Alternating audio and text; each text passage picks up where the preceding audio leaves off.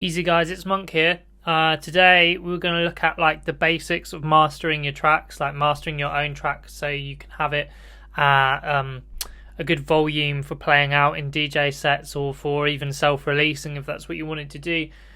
Quick disclaimer before I start is like mastering is quite a technical process. Like I can show you the basics of it, like what I'm doing now, but like a professional mastering engineer, there is so much that goes into it.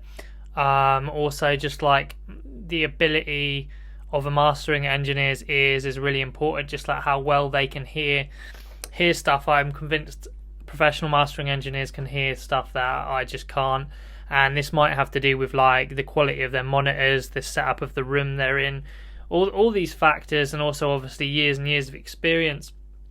So this isn't like going to be an in-depth fully like the technicalities of mastering, but more like a basic sort of beginner's overview of how you can just have an idea of how you'd go about mastering your own track, so you can play it out in a DJ set and it's not going to be like really quiet, and it's also not going to be distorted, to get it to optimum loudness basically. That is sort of the main goal of mastering, I'd say, is that it's like the final polish just to make everything, sure everything sounds nice, but mainly to get it up to the maximum perceived volume that your track is capable of without distortion. Professional mastering engineer is going to be able to get it a lot louder than I can generally, because of all these technical things that they can do.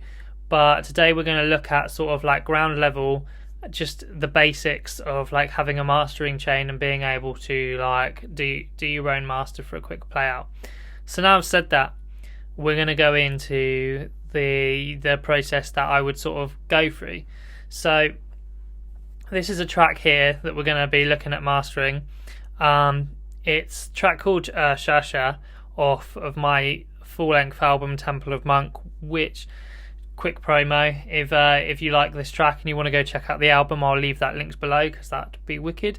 But it's just like the dubbier, like the album's mostly like a dubstep kind of thing, but this is one of the dubbier tracks, much more of a reggae influence. You can have a quick listen.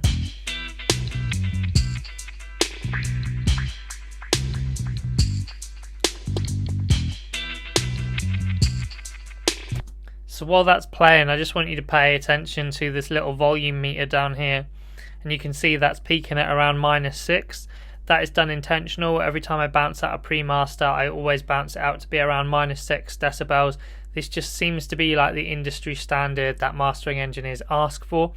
There isn't really technically a reason for this, because obviously any mastering engineer is perfectly capable of turning down a gain knob themselves.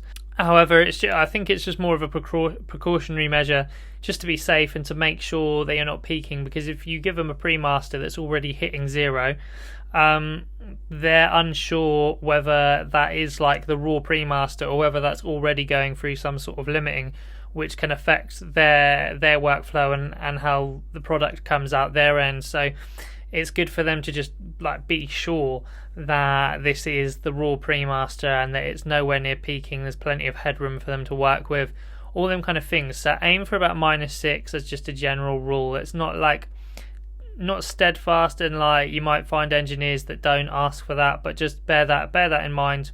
If you don't not sure what to export your pre-master as, -6 is a good sort of standard. So when we actually get into the mastering, the first thing that you want to going to do, and I'm mostly going to do this with Logic stock plugins, so you can see like how you can do it as a beginner, and I'll also show you some like handy plugins that I've found over time that help me with doing my own masters. But the first thing you want to get up on your chain is multimeter. Multimeter is basically going to give you a visual representation of what's going on in your track, how everything's going. So the analyzer is going to show me like the frequencies from low on the left to high here, and then the loudness, the decibels, from low to high. So if I play it,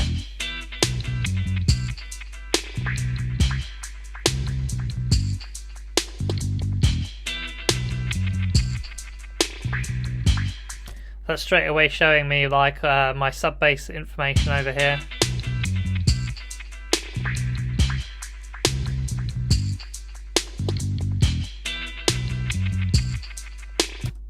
So that allows me to sort of keep an eye on those things.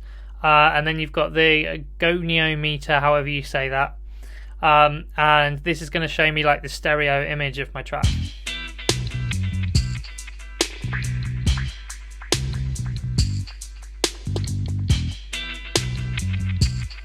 And we want that just to make sure that nothing is going too much either side. You want your mix to be mono compatible. By this I mean you want to have some width and stereo image, but you also want to make sure that your mix is always sounding good in mono as well. So by checking here, like if stuff's going really far right or really far left, we know that we need to bring our stereo image in a little bit. So that's for that. And you can also check your sort of like your peak and your RMS levels and things like this here.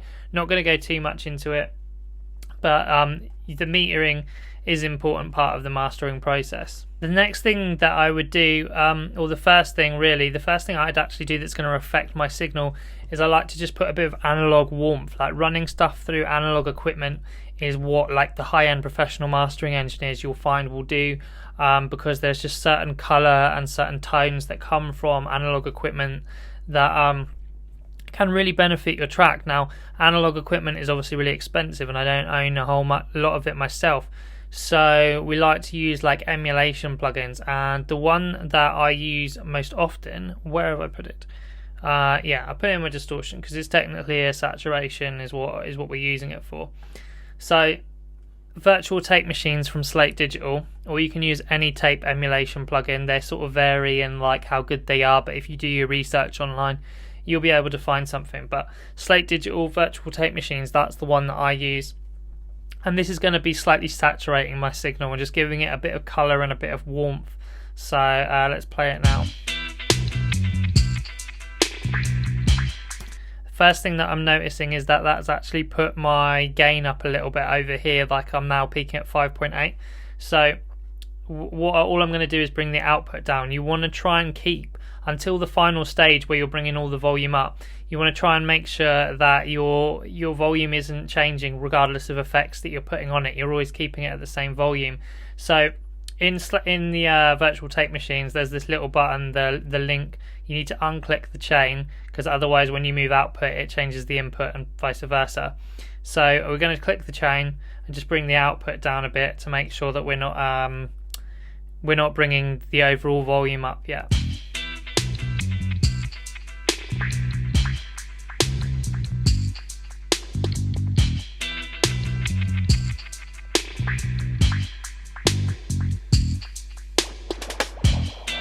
Cool, that's good. It was only like a subtle thing, but yeah, we just needed to make sure we've done that. And so that is like a really, you'll find this is the thing with mastering, is like it is lots of tiny subtle changes that result in one big change. It's okay if you can't hear what everything is doing straight away. It does take time to sort of tune your ears to these things, and this is subtle. This is definitely a subtle thing, and I don't mess really with any of the parameters in here that much. I just put it on there just to run it through those algorithms to give it some of that kind of analog color. So the next thing, once we've done that, is multi-band compression. If you've got Logic, just the stock multipressor, you can use this. And then if you ever fancy an upgrade, another one I can really recommend is the FabFilter Pro MB, which looks like this, and you basically create the bands like that. Multi-band compression is a compressor, but you're compressing bands of frequencies separately. Most commonly I'm using it to control my low end, but this can really help to control the dynamic range of your whole mix in more detail. Again, not going to go too much into it, but just so you sort of know the basics of what you're doing. So when I'm listening to it, you're kind of like, you're trying to work out if there's anything there that feels a bit too, like you want to glue it together a bit more, like stuff that's sort of going really loud and then really quiet. Like it is like a listening game. I will be honest, multi-band compression is one of those things that I struggle with more than most things. It is quite hard to hear sometimes, but basically in here we can use this to gain change like to separate frequencies, and we can bring these down to compress certain frequencies more, and have a play with it and see if you can achieve some results. I've had a lot of people recommend me though, if you really struggle with compression and you find compression hard to get your head around, it's often better to not use any than it is to overcook it. So if you really can't hear it and you don't think it's making it better, it's probably a safer bet to just leave it out. Though I would recommend, if you leave it out, just using a normal compressor and just applying some light compression to it, just as like a general rule. That's going to help you to tame any any certain sounds or frequencies that pop out of the mix that might cause you issues later by having a bit of compression. So after the multi-band compressor, then I usually put on an exciter. Now, an exciter does kind of quite a complex algorithm thing that's hard to explain, but what it's basically doing, is creating a harmonic overtones to whatever signal you set it as. So when I'm changing this, I'm setting which signal I want to target, like which part of the frequency. So up here we're really high, hats and stuff like that, and down here sub bass or whatever. More often than not on mastering, we're using it in the high end to add a bit more sparkle and air into the mix. And if you target like a certain frequency, you've then you've hit 7,500 hertz, that's our target, and then we can push up harmonics, and what it's doing is taking this frequency, the audio that's coming through in that exact band, and creating harmonic overtones. I won't get into the complexities of how that works because I don't understand it myself, but that's basically what it's doing. So we can have a little listen to that.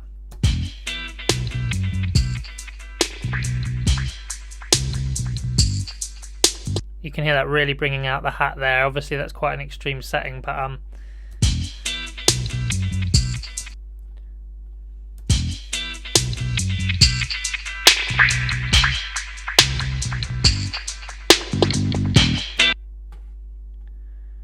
just going to make sure that I have a limiter on the master output as well, so I'm not deafening anyone.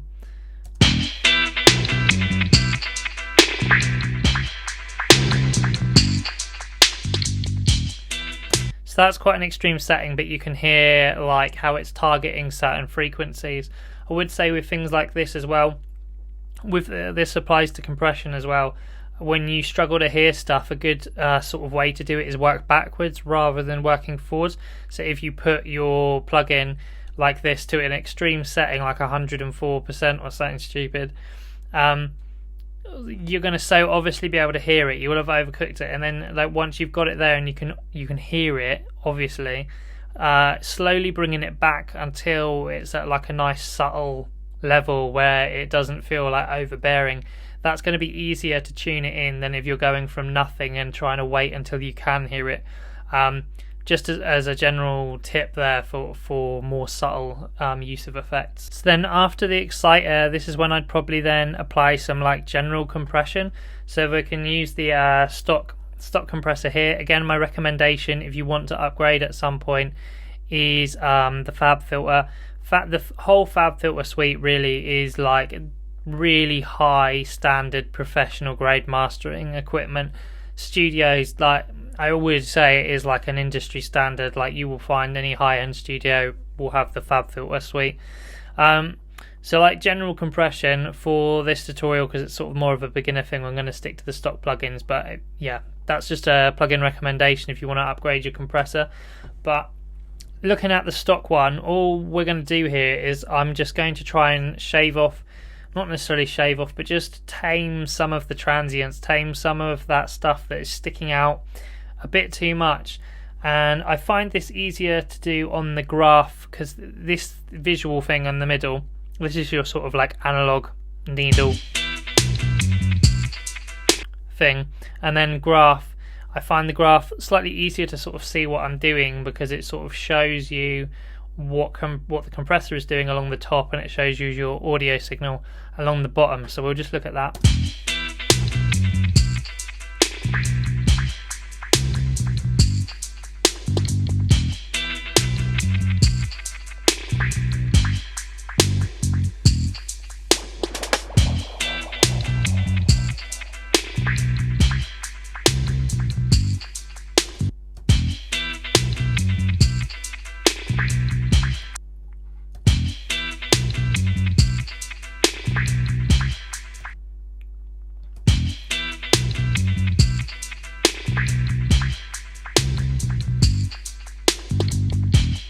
So like I said, just a subtle change there, and I've also now noticed that we've got some gain again. We've actually, like, the volume's now coming up to -3. So on the output gain here, I'm actually going to bring the output of the compressor. Actually, I'm going to, just for good practice, I'm going to put the input of the compressor down. This doesn't matter as much with digital plugins, but this is just good practice because stuff that emulates analog equipment, and if you were using analog equipment, how hot you drive a signal into that equipment can affect the how the plugin or how the equipment is responding to it. So just by, like, good practice is like turning your input volume down, sort of like gain staging it before it runs into your plugin. It's just a good thing generally to do. So let's just make sure we're back on -6 in the overall volume here.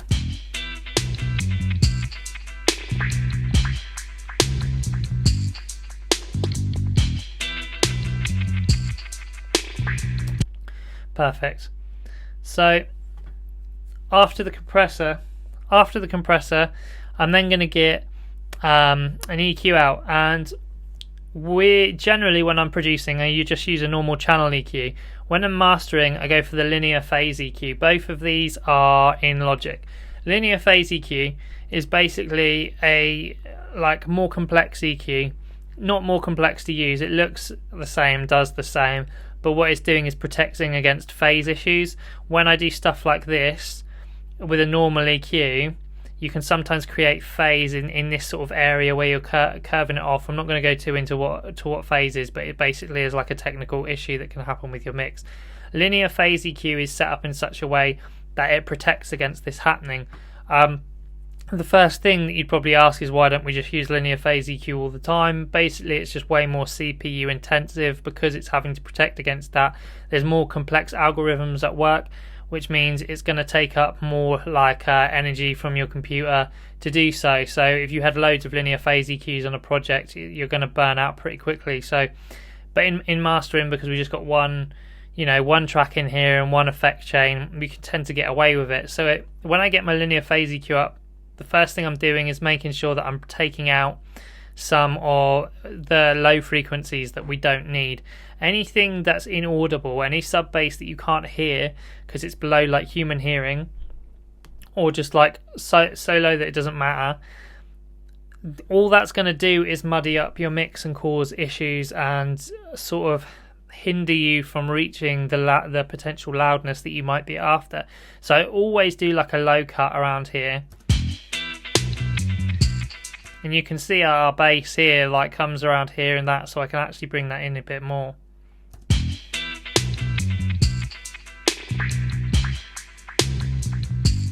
People often do, like, a little, it's only if it needs it, make sure you're listening and whether you like the effect of it, but people often do, like, a bit of a high shelf EQ up here, just to bring out the high end and bring out the, like, top frequencies a little bit, and it helps your mix sound brighter.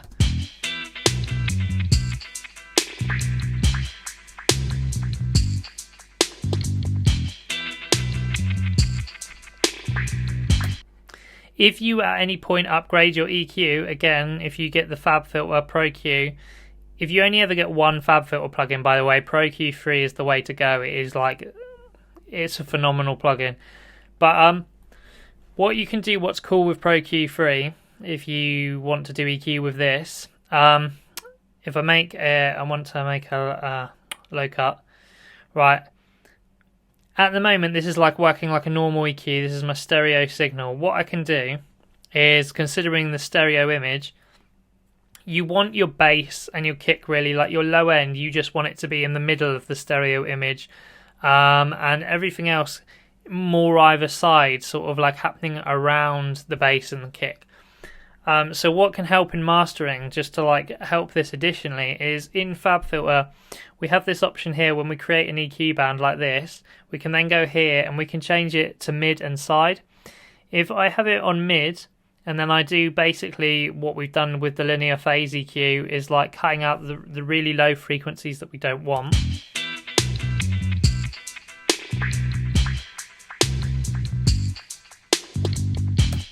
And then I'll create another band here. We want it to be a low cut again.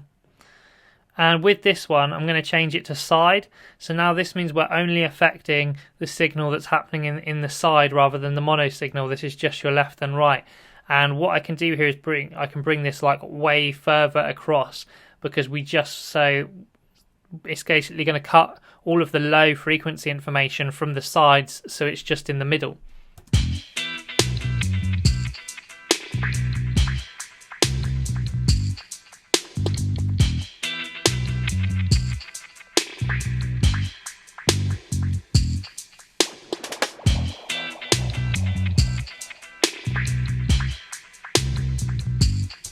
And you really just got to listen to what you're doing there and whether you like the effect that it's having. Again, it's pretty subtle and it's quite like a technical thing.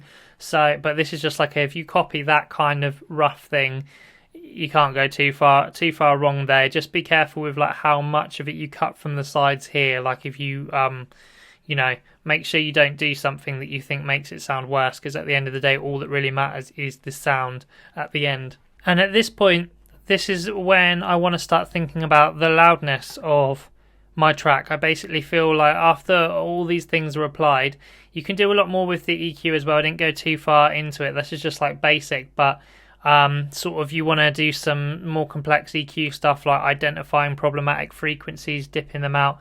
Stuff like that is good practice too. Like doing just more surgical things like this to take out bits that you don't quite like. I won't go too much into it, but a tip for that is if you do like extreme high things like this and sweep them across, it's easier to identify the frequencies that are unpleasant to the ear, and then sometimes you can give them like a little dip when you find them. That's just a tip I've picked up, but I'll leave that there really for now. And we're talking about the loudness at this point, which is when a limiter comes in. So the adaptive limiter is the one I use. That's just the stock one. Again, FabFilter do a good alternative if you want to upgrade. So the first thing I do is this out ceiling. I'll bring this out ceiling down to 0.1, minus 0.1 dB. What this is basically the volume that the audio will not be able to exceed. You are basically setting the wall where if it hits it, the limiter is going to bring the volume down to make sure that it doesn't go above whatever you set this at. You can get it to as low as -2. Generally, 0 is sort of fine. I can't really remember the full reason why, but I've heard people say that sometimes like 0 can cause problems on certain hi-fis, certain audio equipment. It can struggle with 0, and it's just like a safer practice just to put it at -0.1 just to protect on the off chance that something does struggle with it. If it's at -0.1, it is never gonna like distort, it's never gonna peak unless you drive it too hard, which is now what we're gonna get to now. So the other thing you then look at is your gain, and what you're doing here is gonna slowly bring your gain up until you're hitting 0. On here you'll be able to see your input, and you want it to get it till it's just about hitting 0 and just tipping over the edge, just so you know that the limiter is actually doing some work. So we'll do that now and you can see what I mean.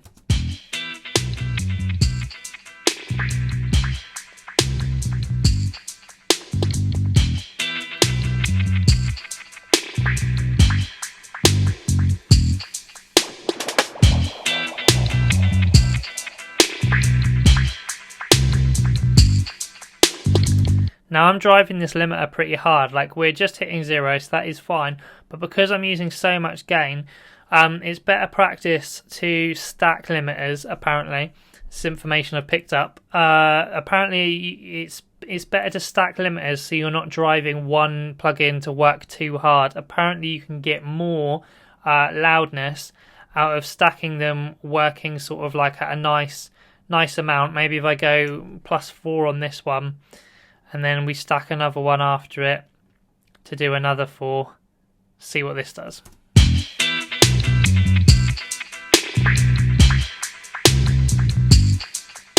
So we're really just shaving the snare on this. You can see that's when it goes above the line and it goes into yellow, which means the limiter is having an effect on it.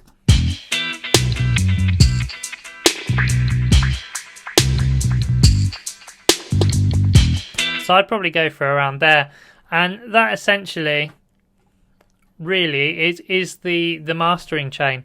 And there's loads more sort of technical stuff you can do, as I said, and there's a lot of using your ears and a lot of like experimentation that you can do. But that's the basics of it, and if you have like a chain similar to that, you'll be able to bring up your tracks to like a good volume. You'll be able to hopefully give them a nice polish. Another thing that you can do is also automation is worth mentioning. If there's certain bits where you feel like you want to tame it a bit, you can listen through and like just ride the gain, basically, like subtly dip bits that you want to be a bit quieter. A tip that I picked up for like more EDM stuff is if you want your drop to have more impact, you could automate the gain to sort of like just really subtly go down a bit before the drop, so it gets a bit quieter, and then like up to maximum volume again for the drop, just to give it like that additional impact. Another sort of slightly more advanced tip I picked up is also adding reverb on a bus. So if I put a send here, bus 1, and on that bus I then put a reverb. What was I going to go with? Little Plate from Sound Toys.